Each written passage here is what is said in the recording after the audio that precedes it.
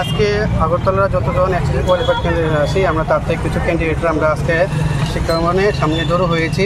আমাদের এসটির বিষয়টা যেটা 2022 সেপ্টেম্বর এক্সাম হয়েছিল তার নিয়োগ প্রক্রিয়া কতটুকু অগ্রগতি হয়েছে তা জানা যাবে। আমরা ভালো করে জানি যে 3 বছর হয়ে আসছে এসটি নিয়োগ প্রক্রিয়া এখন থমকে আছে। এসটিজি 2022 সেপ্টেম্বর মাসে পরীক্ষা হওয়ার পর এখনও রেজাল্ট পাবলিশ করা হয়নি এবং নিয়োগ প্রক্রিয়া তো কোনোটি সম্পন্ন করা হয়নি। এখন নতুন পরীক্ষা দেওয়া নতুন পরীক্ষাও কোনো কন্ডাক্ট করা হয়নি টিআইবিটির মাধ্যমে বা সরকারের মাধ্যমে।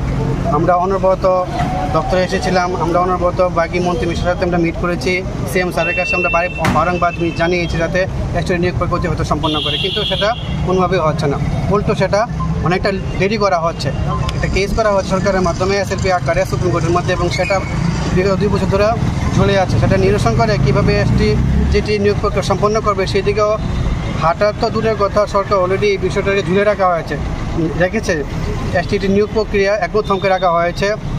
নিয়োগ প্রক্রিয়া কোনো মতে শেষ করবে তার কোনো আমরা দৃষ্টান্তমূলক কোনো পদক্ষেপ সরকার নিচ্ছে এমন কোনো আমরা দেখতে পাচ্ছি না। যে কারণে আমরা বারবার ডেপুটেশন দিচ্ছি, আমরা এখানে গ্যাদারিং করছি, মিলিত হচ্ছি যাতে এসটিটি নিয়োগ প্রক্রিয়া অতি দ্রুত সম্পন্ন করে।